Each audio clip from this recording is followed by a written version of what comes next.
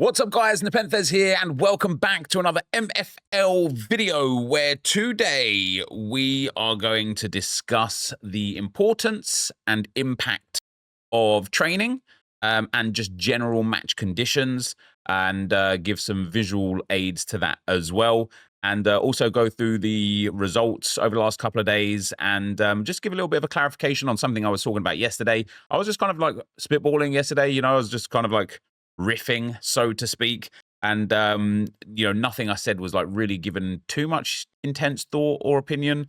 It was just kind of like off the cuff, I suppose. But yeah, some good comments from that video. And just more specifically, somebody questioning the amount of MFL you can make as a Spark club. So I want to go over that in a bit more detail today. But before we get into the results and how things have been going and our 99 striker shooting beast, Cornelius, I want to talk about the genuine importance of training quality and match XP. Of course, it is relevant and as much as it is irrelevant. And I'll get to why in a moment. Before we do go there, guys, if you want to get involved in MFL and you haven't already, feel free to to use the code on the screen right now. And upon completing the minimum spend option of $25, you will get a player for free. Which can be really, really handy, actually, because there's a lot of good opportunities to get a player that could absolutely boom, like me with my Cornelius there. And so the link is in the pinned comment or the description down below. And if you do want to get involved still in the mid-season, you've got a couple of options. You can either create your own club and, buy some players and facilitate your club like that. And then wait for the first Redemption Cup, which is probably in about a week from now. Or you can kind of buy a club off the market and take over somebody else's journey that wants out and carry on from there. But that'll be another video for another day. What I wanted to talk about today, and I've got an absolute flyer this season, is the training, and again, why it's as important as it is unimportant. And I do think it's probably the most important, non-important thing the game has to offer for me with regards to like that enjoyment and seeing how things are working. So obviously, if you guys don't know, and we're going to take Montoya here as our kind of guinea pig. If you don't know, when a player is born, and Montoya was only born this season, I opened the 600 coin packs, and he was a player that came out. He was 41 rated, and that was frustrating because he was 28 years old as well. So, worst case scenario, we get the retirement badge next season and we get 4 seasons from Montoya. That would be devastating. So obviously, if he was born as a 41 rated and only had 4 or 5 seasons in him, and his kind of his not prime age, but his potential was, let's say, 44 or 45, his training and match experience would be completely irrelevant, right? Because you're only getting a +3 on a 41 to a 44. You're really not going to gain much out of it. And it wouldn't have made too much of a difference had you trained perfectly in the perfect match, kind of match setup. And it, like, it just wouldn't have mattered, right? It wouldn't have mattered because you would have got to his prime age even by accident, just not even playing him. However, Ever Montoya, hopefully he stays around forever, has had an absolutely sensational first, week of training and matches. And as you can see now, he's 47 rated. And when we actually look as well at his game time, he's only played 5 games out of a possible 7, I think it is now. Say only, that's actually quite a decent amount. Let's have a look compared to the rest of the team. I think with this team as well, I'm really, really bare bones on the squad. It was by design and on purpose. But yeah, we're bare bones. So yeah, we've got Colombo on 7 games. I think we've played 8 games now. Was it 5, 6 league games, 2 cup games? So, maybe I could have squeezed another game out of my 47 rated Montoya. But of course, keep in mind, he started as a 41 at the start of the season, and he has flown up. And that is going to become important as we go through today's content. But he is absolutely flying. He's gained 2 dribbling. He's already got good pace for a centre-back as well, but he's gained 2 dribbling, 3 physical, and 8 defending. And that 8 defending is huge because he's catching up to his overall with his defending.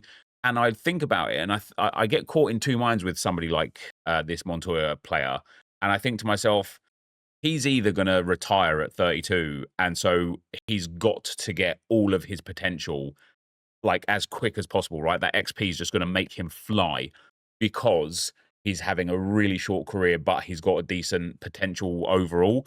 And we don't know what that is, but like, let's say he was born, and I guess it's random. Like the age they're born at is random within parameters, but random. The age they retire at is random. It is within parameters again, but it is random. And their potential is random again, but it's like, there's a percentage chance of them being +2, +4, +10, +20, whatever.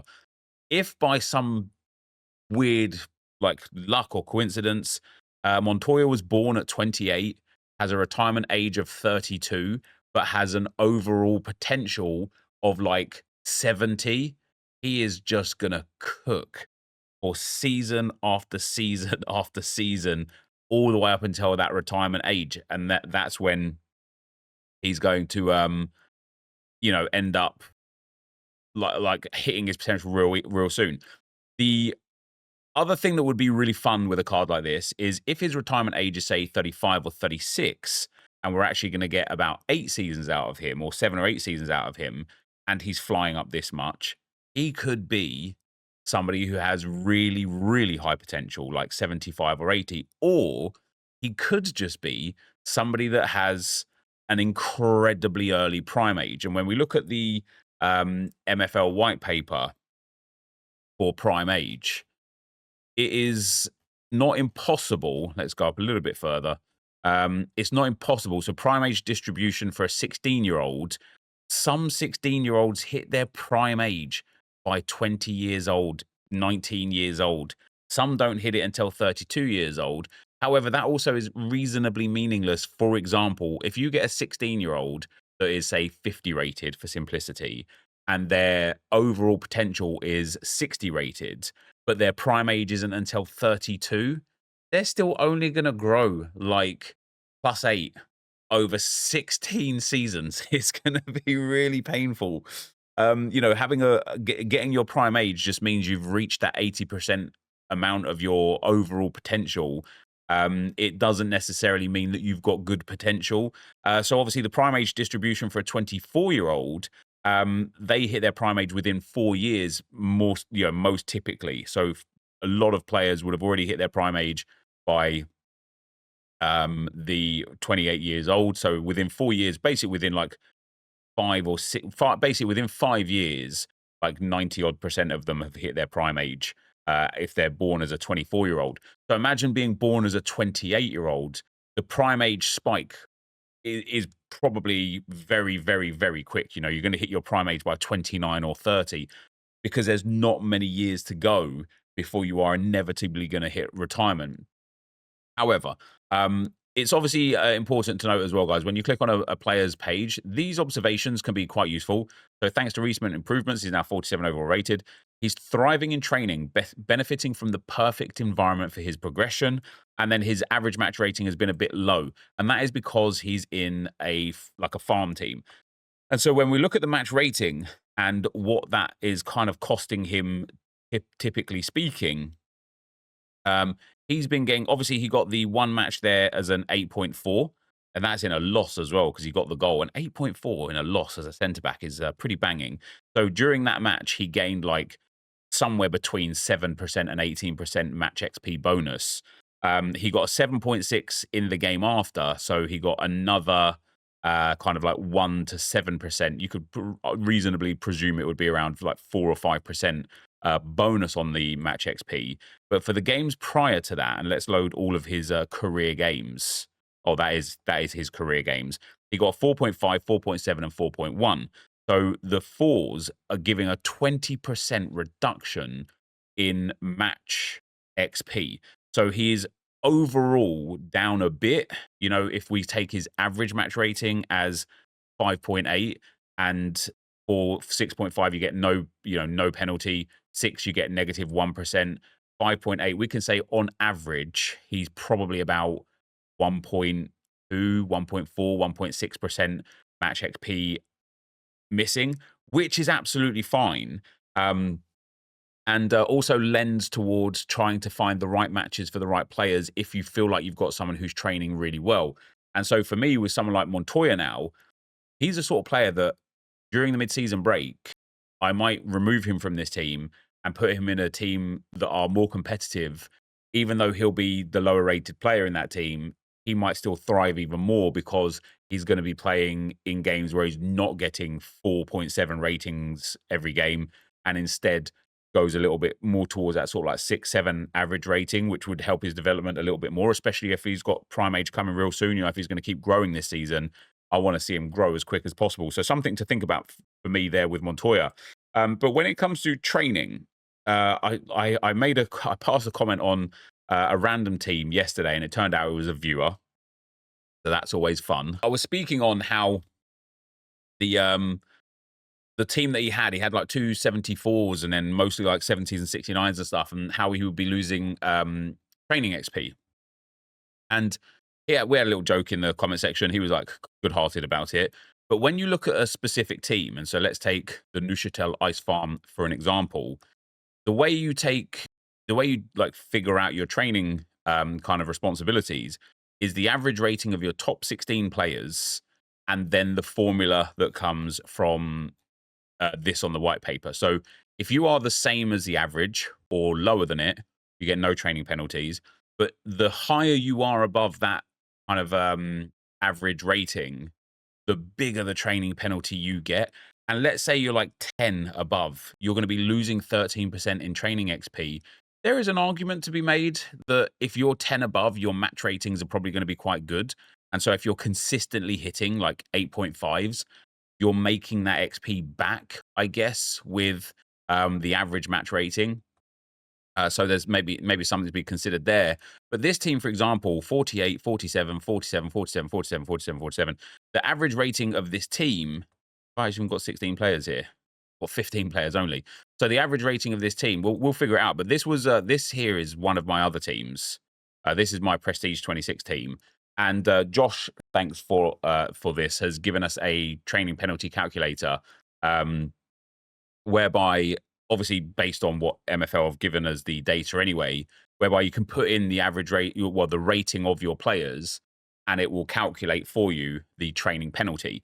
So on Prestige 26, which is, click on it there we go, which is this team right here, I'm getting for this team no training penalty at all for the greens, which is delightful, especially with these match ratings being quite healthy as well. We've got a 6.4, 6.6 and such, but these match ratings are really healthy.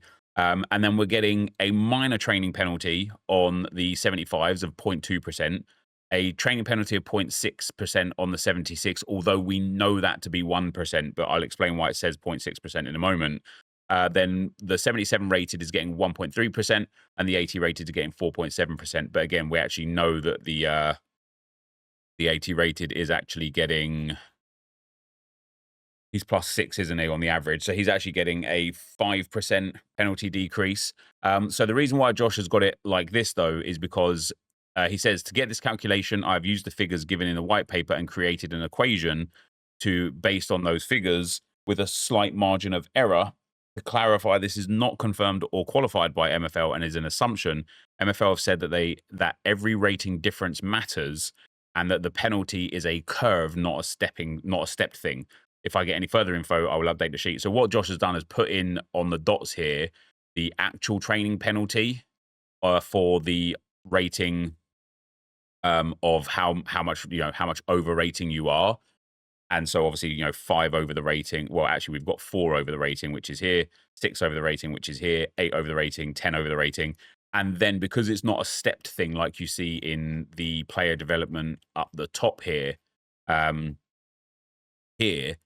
because it's not like this for, this is a progression path rather than training XP and the penalties, he's then just drawn a bell curve through it to get a rough estimate of, if you're even in between a 76 or a 75 or a 77, a rough training penalty estimate. So this won't be like an exact science, but it's a really good way to see what's going right and what's going wrong when it comes to your training. Now, I've obviously got my 80 rated, who's hitting a 4.7% training reduction.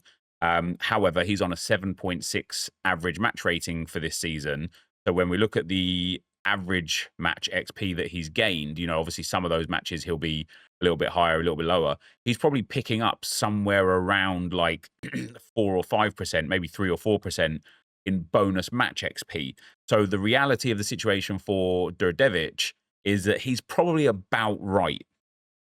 But you can get more than 100 XP, 100% XP through the season. It just means you hit your prime age earlier. You don't get more. You won't get, if a player's capped at 80, if that's their potential, and you just get, 10 match ratings every time and the perfect training situation, you won't go above that 80 potential. You'll just reach it quicker.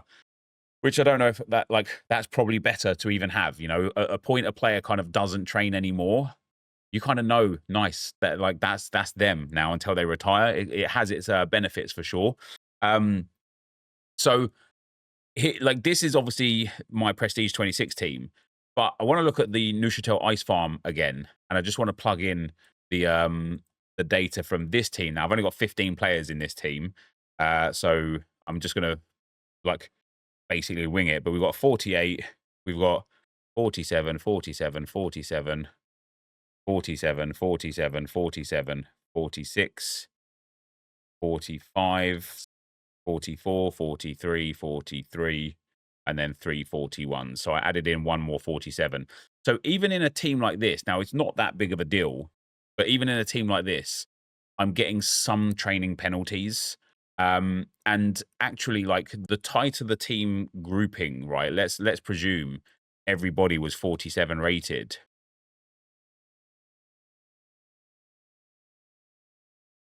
If you had one 50 rated player or one 57 rated player, they end up getting a humongous penalty. And this is where I see people going wrong a lot.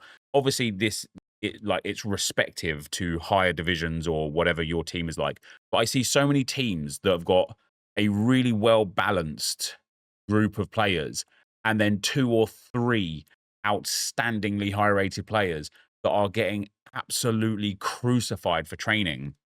And like I say, it only matters, well, not only matters, I think it matters more if you have somebody who has got high potential and you want to get them there, but you don't know if they've got high potential. And so when we actually go back and look at my training this season, it can be quite devastating at times, actually. But if we look at my HQ here, we go to my players, and we go to my current season's training. I'm on MFL, load me in. Progression, current season. There are some players, there are a lot of players that have literally 0 progression yet. Not even an individual stat. Obviously, goalkeepers are a bit different, but lots and lots. So then I think to myself, how about all time? Now, there are still going to be some outliers here because some of these players were only born this season. So I presume, for example, Dakino, he's got, wow, no, see, look at that. He has been playing now for 2 seasons and hasn't gained so much as a single stat ever, which makes me think his potential, how old is he? 26 already as well. His potential is probably 42 or 43. Now, it doesn't mean that for sure. His potential could still be 50 or 55 or 60, and he just doesn't start growing for a season and a bit, and then he takes off. I've seen it so many times with players where their first 2 or 3 seasons were really stagnant, and then they absolutely popped off, gaining 10 overall per season for a season or 2. So, it's entirely possible. But especially when we're looking at players that you would actually probably try and consider as functional and players that you might want to play with. We've got, so here, Abai's new, Blix is new, Hoshek, I bought him this season, but he might not be new. He is. This is his first season as well. Cuenca is new. I wish there was a way to see. Do you know what I mean? Well, we can take Hedstrom as an example, right? He's retiring now in 3 seasons. We've got this season plus 2 more. He's only gone up a career +1. Now, okay, 70 rated, so there's still some value to be had out of him, and he has gained 4 stats in his career ever. And he's had a short career as well. I bought him last season because he was born new, and I was like, yeah, do you know what? I'll take a punt on him. this is one of those ones that didn't work out for me. I paid a fair bit for him as well, $18 there.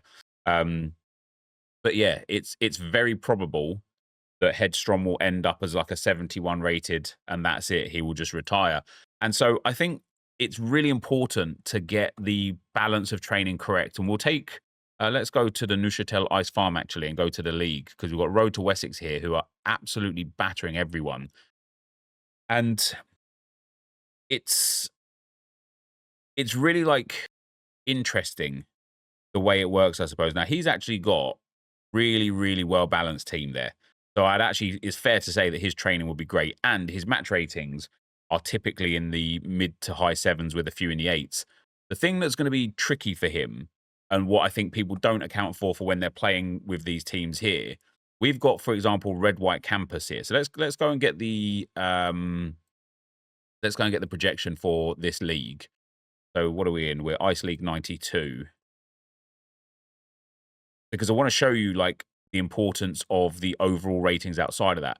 So Road to Wessex, he's not even the best one yet. He's dominating the league. Right, we're going to have a look at Giraffe in a minute as well. But Road to Wessex, he's got an average rating of 66.4.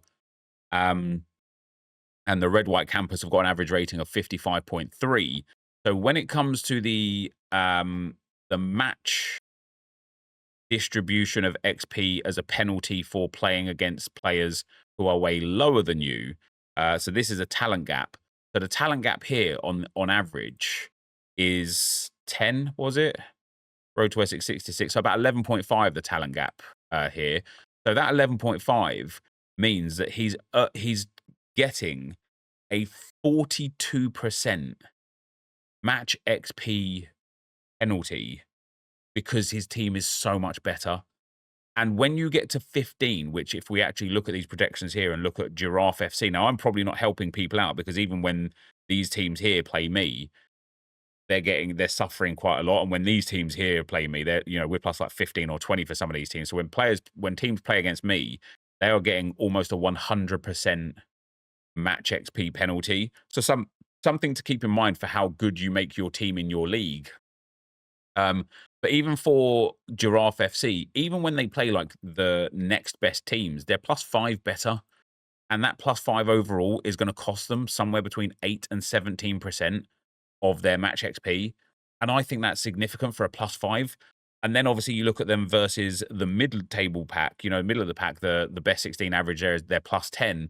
They're going to be consistently, and I mean consistently, losing 5, and maybe like 6 or 7% here. Then you're looking at like 10%, 15% match XP gone here, or maybe even more than that. Yeah, 42% for the +10s. They're going to be losing like 42% match XP here. And as it goes, they're just going to be losing more and more. So although they might wipe the floor with the league, and they might not. I mean, they are 5-1-0. This league is looking like it should. They are missing out on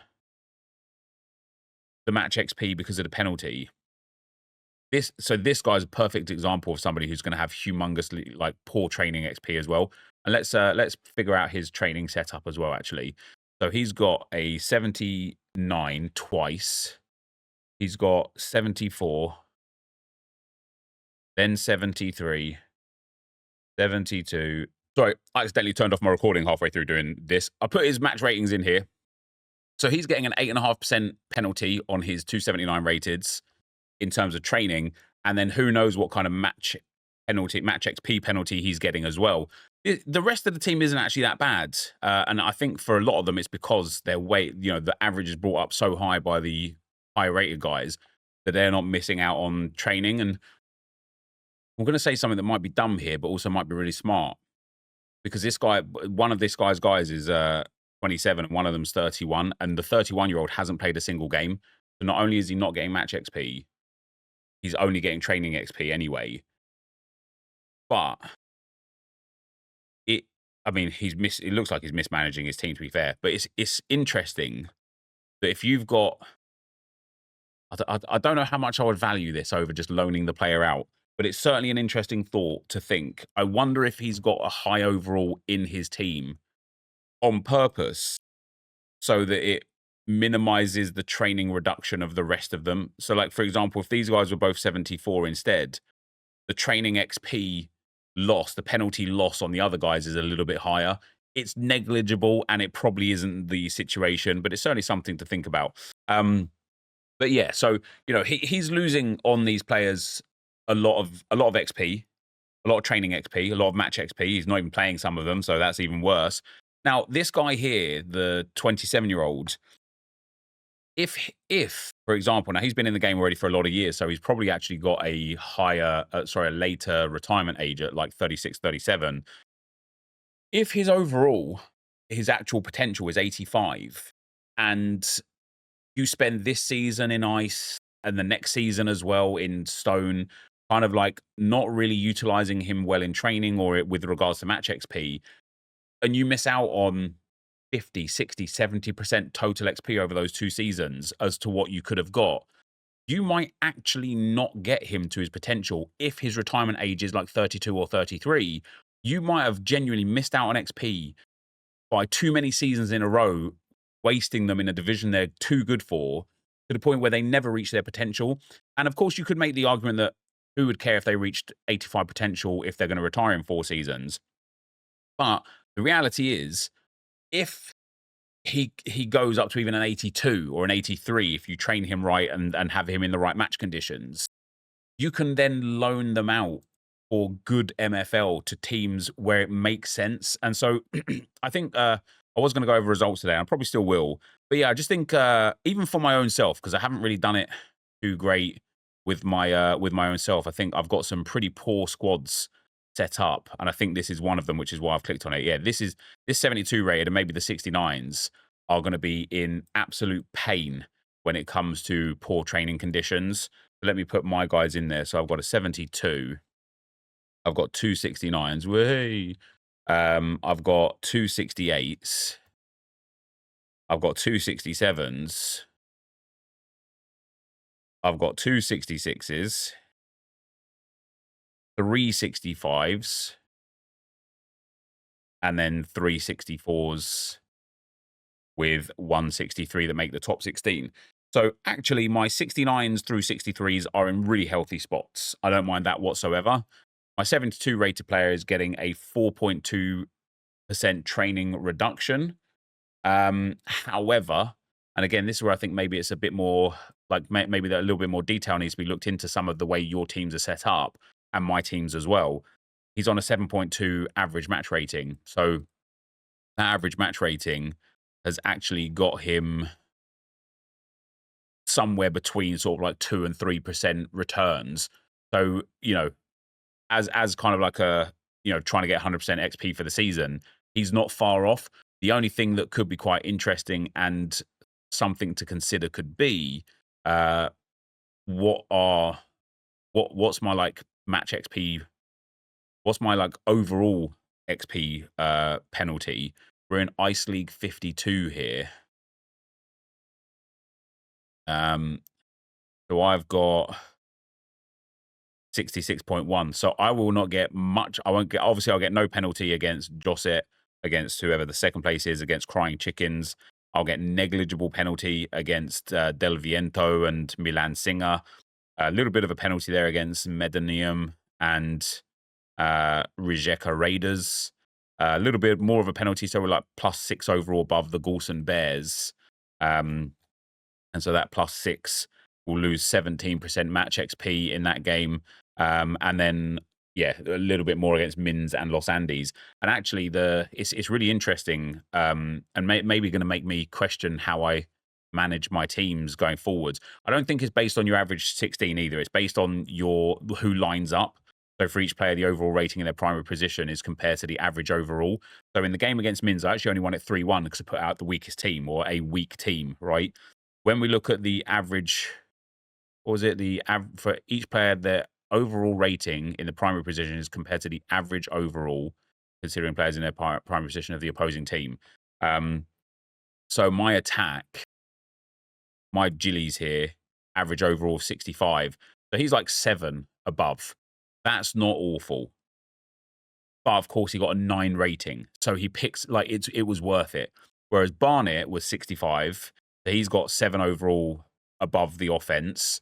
He only got a 6.7. And so he got quite a hit but it's not the end of the world. Like, but looking at a game like this, looking at a team like this, you kind of like, you can be really smart with how things work out for you with regards to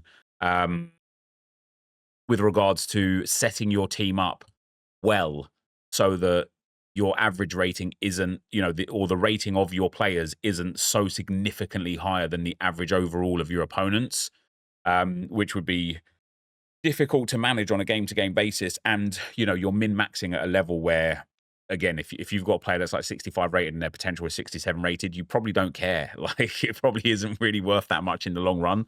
But if you've got some players that are training well, making sure they're in the perfect match environment and the perfect training environment can be really, really handy and really helpful to help them continue progressing.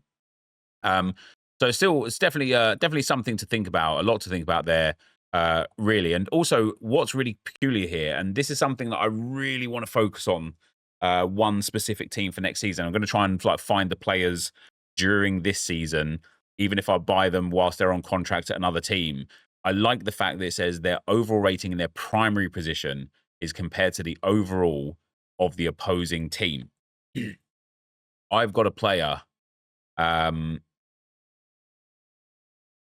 We've all got lots of players that have this situation, but you can really help yourself, maybe like edge the system a little bit.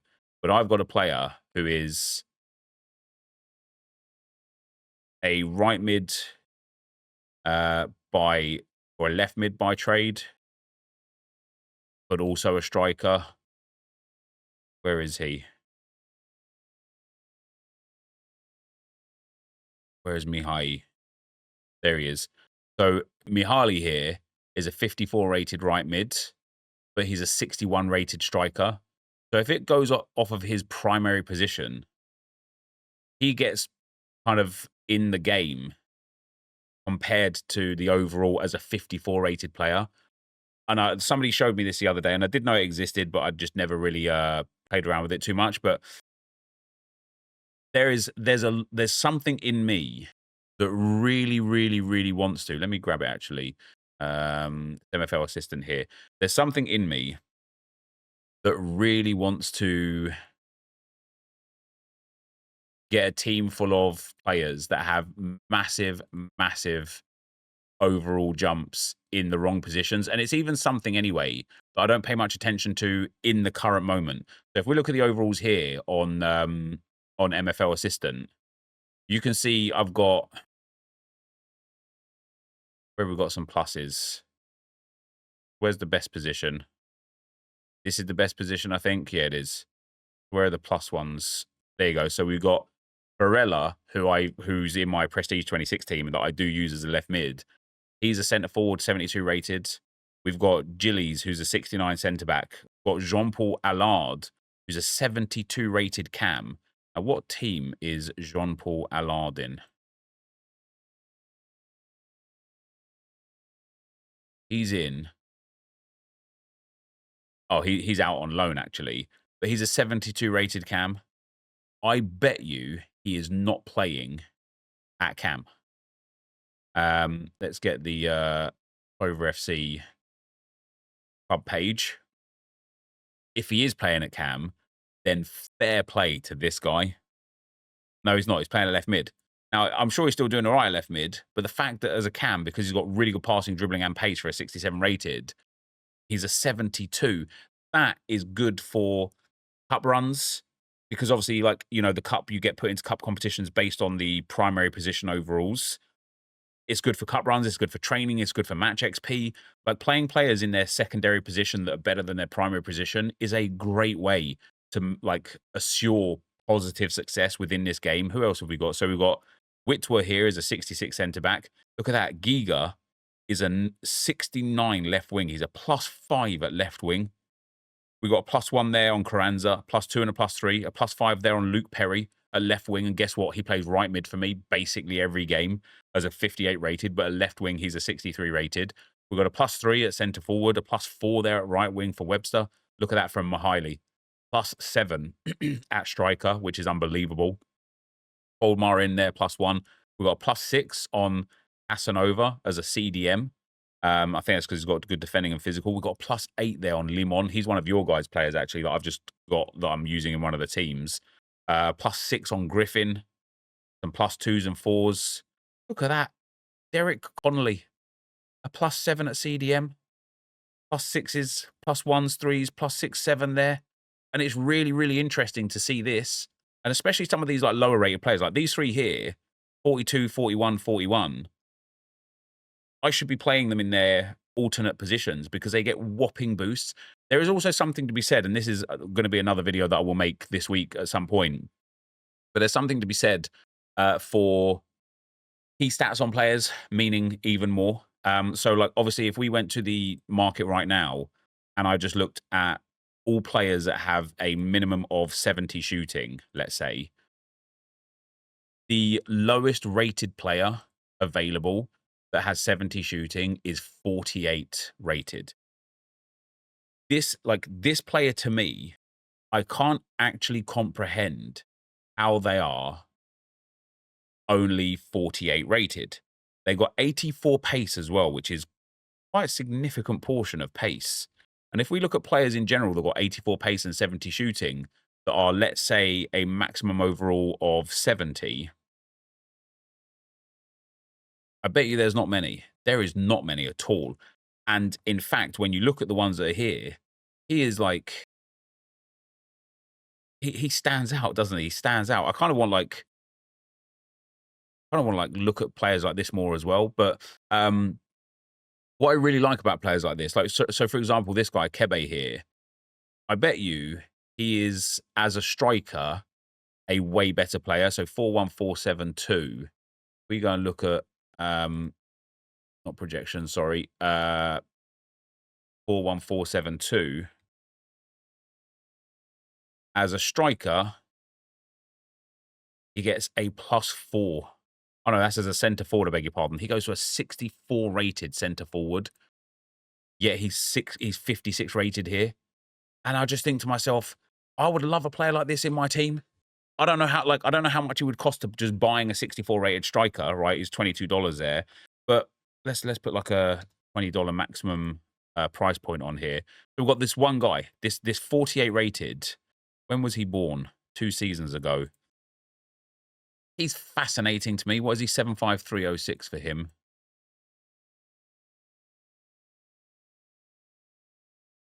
He is a 61 rated striker. And these are the sort of players that I think you can find, put into a team that's in like the Spark division, and you would win the cup. You might even win the league. You do well in the league because, you know, your overall is of the primary positions is way lower, but you will do so good in the cup because you've actually got players that are really, really exceptional compared to their primary position. But I also I'm curious in general about finding like a 65 rated player that's got, you know, let's even say 75 shooting. What have we got here? A 60. Look at that. He's a right mid, right wing striker. 87 pace, 79 shooting, and 61 physical. Like, he's even got reasonable dribbling as well for a 60 rated player. How old is he? 20 years old. He's already been in the game since he was 16 years old as well. How much is he on the market? $160 or $115. And I get it because he is something exceptional. What is he? 31413. 31413. That's a bit of a quite a fun bit of symmetry there, isn't it? So he's a 72 rated striker, or, you know, in theory.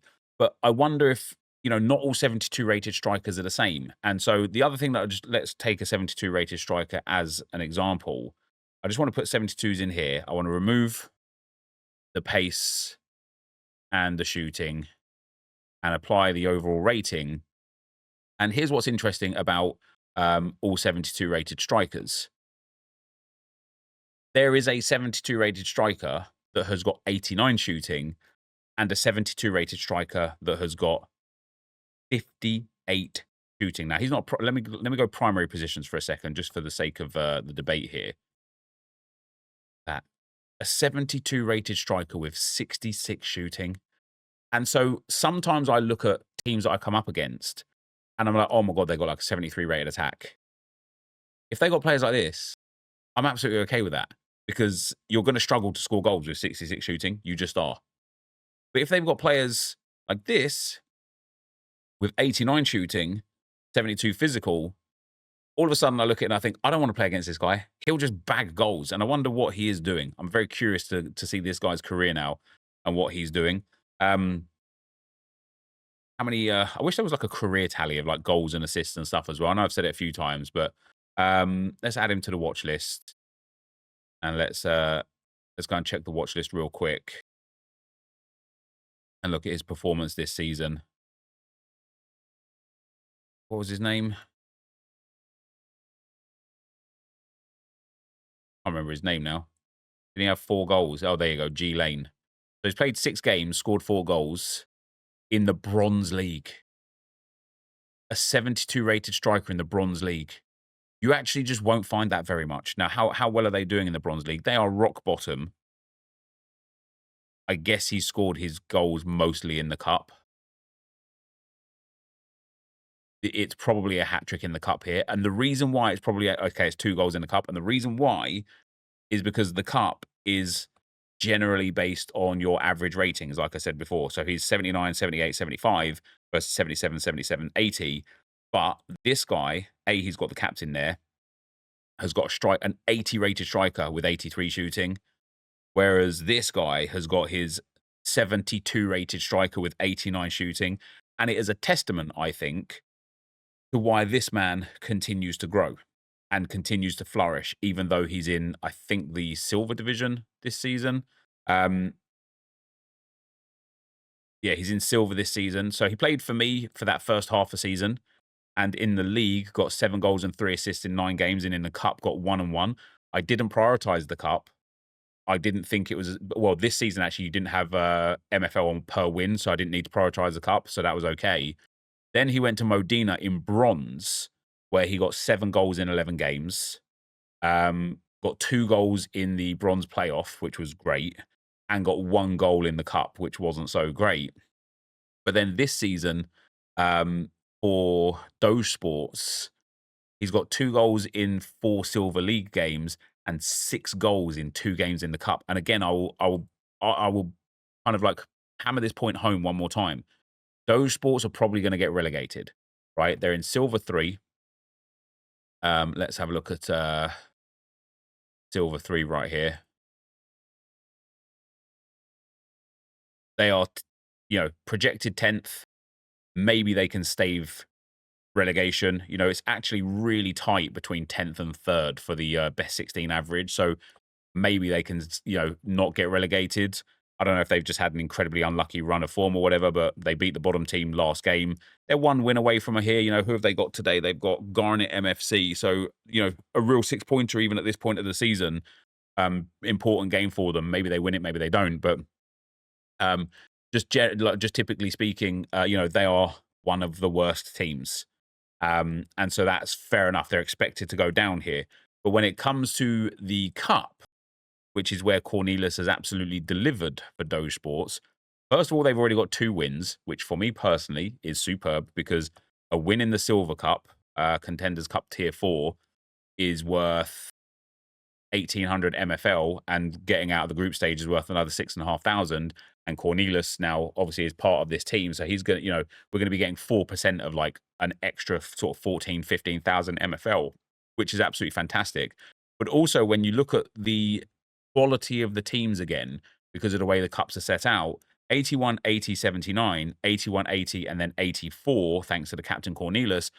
I also think it's not logical captaining him because he already has the max shooting. There's, he's gaining 1 dribbling at this point, whereas if you captained one of the other strikers, he would gain 2 shooting, and like, I suppose everyone gains it, don't they? Yeah, it doesn't matter. I suppose you're just giving him the +2 up to an 85. But when you've got Cornelius with 99 shooting showing up against a goalkeeper that's 84 rated, obviously it's going to bear fruits, right? So just to give a little quick rundown of my results, guys. We'll do it through the HQ page because I think it's going to be a little bit quicker. The Diamond Heist lost 8-0. It's been a bit painful for the Diamond Heist because I think we're actually one player short of where I would really have liked to have been. And so when it comes to the tactics, I've got players. Yeah, see, we've got Lescano now in yellow. In terms of the general fitness, we have to remove the bottom 4 and then get the kind of like the lowest rated players into those spots. So let me go back for the energy here. So he can go back into his spot at cam. He can go back into his spot at striker. He can go back into his spot at left wing. He can go back into his spot at left mid. And even then, these guys don't have like the best fitness. And then we've got 4 spots again where I've got to put the low rated cards in. And what's painful about it is not only are they low rated as it is anyway, but I'm having to play so many of them out of position. So we're going to have to put him in at right mid, which makes him 20 rated. We put him in at centre back, which makes him 26 rated, and him in at centre back as well, which makes him 38 rated. Now all of a sudden, we're expecting another 10-0 loss, and it's a little bit unfair on the players that we've got. Some of them are our own players, bear in mind, right? So it's not all the end of the world. We do own some of these players, but some of them are loans. And for the loans, it's a little bit unfair because they're going to be taking honking match ratings. And so, therefore, obviously getting like just poor XP across the season. It's only a 1-season thing, which isn't the end of the world, of course. And hopefully it's worth the MFL for the people that we loan from. But it's a little bit painful. And like I say, I think we're 1 player short because now, Lescano ideally is going to need 2 games rest. But after every game now, we're going to have Boucher and Roig in quite bad fitness trouble, and then Perron and Kishishvili in quite bad fitness trouble. And so, yeah, I think for the mid-season, I will be looking to bring in another 83 rated player for the team to make sure that when we rotate, it can be 5 in, 5 out during the league games, and they're just going to have to suck up those painful moments. But for the cup, hopefully we'll be able to do well. And we did get a 1-0 win against Seoul MFC in the cup, which is brilliant for 2 reasons. Number 1, hey, we got some good match ratings in here. That was nice, right? I got a loss there, but oh, that was from the first game. Yeah, we got that win from the cup, which is real nice. We got some good ratings, which brings up the overall match rating, generally speaking. But obviously, we want to qualify at the cup. But getting that win, 2,900 like MFL, that's just really nice for what the situation was to be. And if we can get to the round of 16, which is going to heavily depend on what we can do against Istanbul City tomorrow, that would be absolutely fantastic. So going back to the other results, though, guys, there are a few teams I want to showcase, but there's a few results I want to showcase as well, actually. And then we'll go through the leagues one by one as well here. Prestige 26, won again. Love that. Evo FC first owner are coming really good. So I want to look at both of these guys' leagues, actually. Tunis Ice Farm got a loss that was expected. Evo FC Road to Glory finally got a win, and they've been really hit and miss and beat one of the worst teams there. Neuchâtel Ice Farm, I didn't win this game. I stole this game. I robbed this game. 1 XG for me off of 5 shots. 3.5 XG for my opponent. And look at the disparity within the teams. 47, 44, 47 versus 61, 60, and 57. And do you know what I thought, though? Basically, based on everything we've kind of discussed here this evening, I thought, what if he's just got bad players for their ratings, for their positions? He's got a 68 rated goalkeeper, but he's actually got like a few like 50 odd rated players. Like this guy here, 51 rated right winger, terrible passing, terrible shooting, terrible dribbling, or reasonable dribbling, to be fair. But what's he got? 46 passing and 52 dribbling. I wonder if my mids have got that. 45 passing, 55 dribbling. 47 passing, 51 dribbling. Like, having high-rated players doesn't always mean they're good players. Yeah, players like this are really interesting as well. 76 shooting, 63 dribbling. Sorry, 67 shooting, 63 dribbling. 4 passing and physical, but his overall rating is propped up by the pace. If he was a left mid base card, he'd be like 60 rated or 59 rated, even though he's playing at left wing, but you get the point. But anyway, we stole the victory there with the Neuchâtel Ice Farm. which was quite nice. The MFL experiment got a victory. The Cost experiment got battered. Sparks of Glory lost 2-0. Bit disappointing there, but I had to rotate a little bit, and it was full of like really, really like mismatched players. Club 135 got a huge victory, guys, and Club 135 is finally starting to like boil. And we haven't even lost a game yet, but it was a tough start to the season. Team Sweat got a 4-1 win. Golden Oldies took a loss. Evo FC under 21 got a draw. The Agency got a 1-0 win, and Pact to Glory got a 5-0 loss. And then Team Sweat took a 2-2 draw. And Team Sweat are another one where I was expecting a bit better from them. And then yesterday's results, Diamond Heist got the 1-0 win in the cup. This might actually have been the cup, to be fair. No, it wasn't. Yeah, Diamond Heist got 1-0 win in the cup. And then the cup results, Prestige 26 won again. We're going to check a few of these now anyway. But yeah, so Prestige 26, what a win that was against the Kamikaze Koalas, guys. And it wasn't just a win, it was a win. 2.93 XG for me, 1.2 XG for them. And now looking at the Stone League, I've got a few more huge games coming up today and tomorrow. The Kamikaze Koalas were 5-0. They had won all 5 games, and they were really strong. And something again this season for me, I've only scored 12 goals. You notice how the players around me, 19 goals, 17 goals, 17 goals. Maybe it's because they played the lesser teams and I haven't yet. I don't know, but even last season, when I was like winning constantly and up the top league, the goals scored was always really low for me. So it must be something to do with my tactics that means I'm not scoring as many goals as maybe I should be. But defensively, I've been absolutely sound. And I think that comes from, and here we are again, going to do, going to go off on a tangent constantly. Like I said, I wouldn't do here today, but hey, enjoy another hour-long video. I think that's largely because my CDM, who is 76 rated, has 90 defending. And so he's just good in that role. And I think this team in general, Duradevic, who's my 80 rated, he's actually probably the worst player in my team because he doesn't have any outstanding stat bar dribbling, but I use him as a striker. And so it's really like I might have to change formation with this team, actually, especially now that I know that, what's his name? The left mid, Barella, has got higher rating. He's a 72 centre forward. I might have to play around with that a little bit. But yeah, Ebai, my centre back, has 87 defending as a 77 rated. Silvero has really good defending. Durica only has 79. Who else have I got with like really good defensive stats? Yeah, Richel, my 72 rated centre back that I bought this season, 81 defending, and Komatsu has 80 defending. Like these 3 centre backs, the other centre back I've got not so good. Where is he? Yeah, there you go. Ayala. He's only got 71 defending. Probably the sort of player I want to move on. You know, I don't want a 72 rated centre back with 71 defending. Okay, he's got good physical, but I don't really care about that. I don't know how much I paid for him. $25. I might try and list him and see if I can sell him because he's like I don't even need him for rotation. I've got 3 centre backs that I can just switch between all 3 of them anyway. I don't need the 4th centre back. And I do just kind of put it down largely to the fact that my 72 to 77 rated players have got 80 to 90 rated defending. I think is a huge win and it's a huge plus. And I think that's why Prestige 26 are not conceding many goals. But we've just done brilliantly with Prestige 26 here, guys. And, you know, we got a draw in the cup first game, but a win in the cup otherwise. A win against the Kamikaze Koalas. We're 2nd in the league after 6 games now. But we've got Borough Azteca, who are 3rd. We just beat 1st. We've got 3rd place today.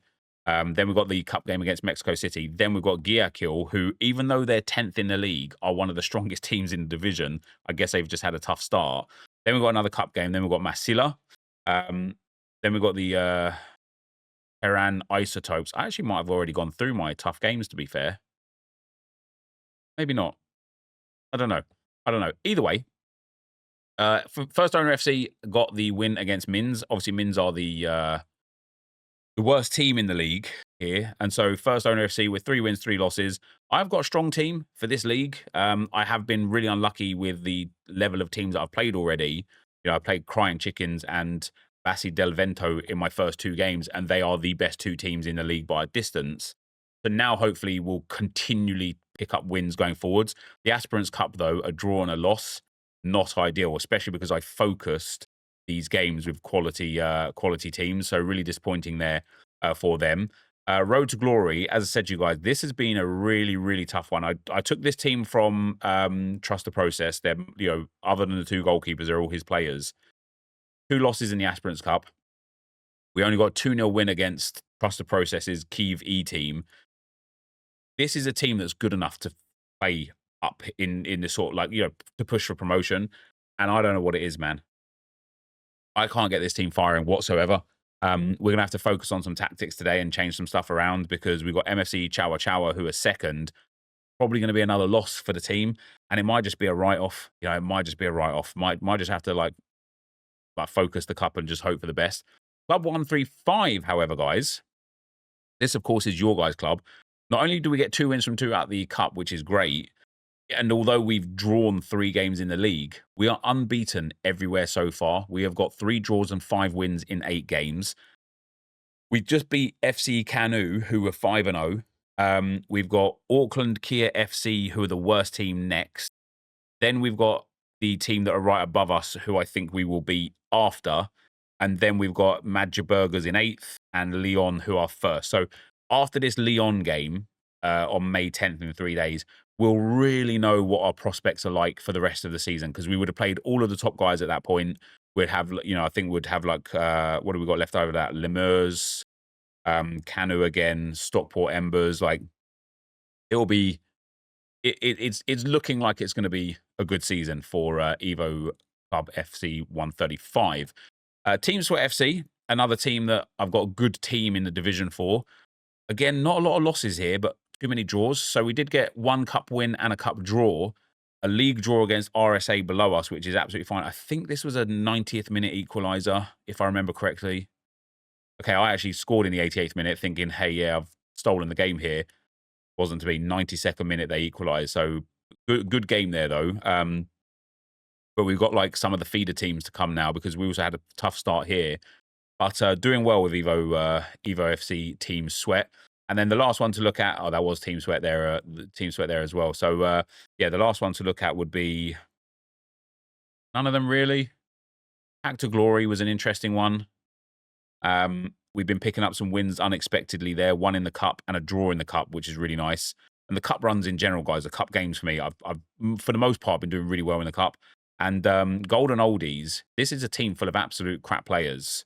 And they're just doing stuff, man. I expected bottom of the table with this team. And yet here we are with 7 points after 6 games. We've got a cup win as well. We did lose to Josh's team, but we've got a cup win in there as well. And we've got next Monte Antipolo FC, who are below us. Could see ourselves get another win. And contrary to other divisions, this is a division where I'm dominating for goals. But anyway, guys, it has been a long video. As I said, I mostly wanted to talk about the training side of things today. Hopefully you're enjoying the content. If you are, be sure to leave a like, rating, comment, subscribe to the channel if you haven't already. And for now, guys, I'm out. Peace.